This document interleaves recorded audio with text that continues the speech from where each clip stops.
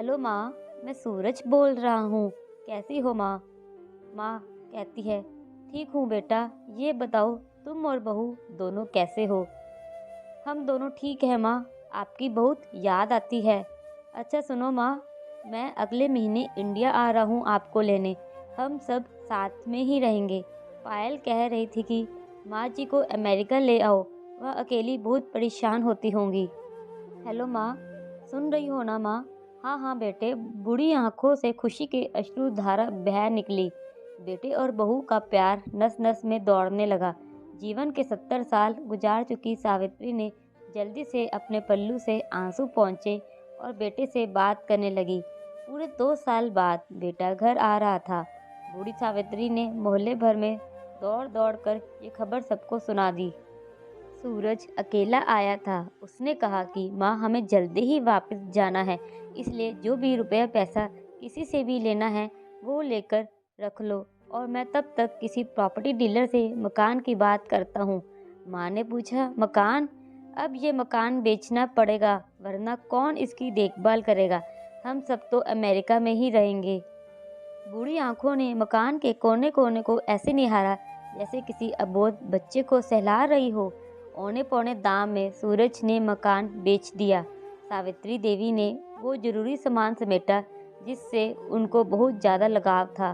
सूरज taxi मंगवा चुका था।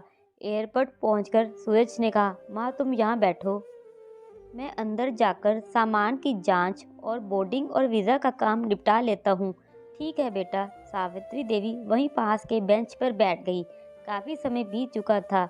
बाहर बैठी सावित्री देवी बार बार उस दरवाजे की तरफ देख रही थी जिसमें सूरज गया था, लेकिन अभी तक बाहर नहीं आया।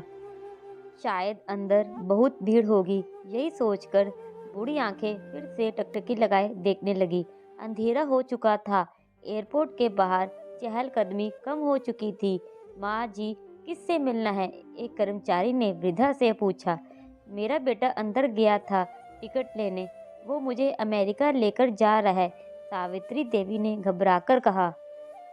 लेकिन अंदर तो कोई पैसेंजर नहीं है। अमेरिका जाने वाली फ्लाइट तो दोपहर को ही चली गई। क्या नाम था आपके बेटे का? कर्मचारी ने सवाल किया। सूरज। सावित्री के चेहरे पे चिंता की लकीरें उभर आईं। कर्मचारी अंदर गया और कुछ देर बाद बाहर आकर बोला, माँ जी आपका बेटा सूरज तो अमेरिका जाने वाली फ्लाइट से कब का जा चुका है। क्या? वृद्धा की आंखों से आंसुओं का सैलाब फूट पड़ा। बूढ़ी माँ का रोम रोम कांप उठा। किसी तरह वापस घर पहुंची जो अब बिक चुका था। रात में घर के बाहर चबूतरे पर ही सो गई। सुबह हुई तो दयालु मकान मालिक ने एक कमरा रहने को दे दिया। पति की पेंशन से घर का किराया और खाने का काम चलने लगा। समय गुजरने लगा। एक दिन मकान मालिक ने वृद्धा से पूछा, माँ जी क्यों नहीं आप अपने किसी रिश्तेदार के यहाँ चली जाएं? अब आपकी उम्र भी बहुत हो गई, अकेली कब तक रह पाएंगी? हाँ चली तो जाऊँ, लेकिन कल को मेरा बेटा आया तो यहाँ फिर कौन उसका ख्याल रखेगा? ये सब सुनने के बाद उसकी आंखों से आंसू आने लग गए।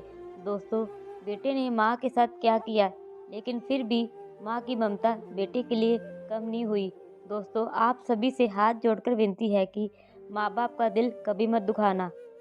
आशा करती हूँ आपको ये कहानी पसंद आई होगी। कहानी देखने के लिए धन्यवाद।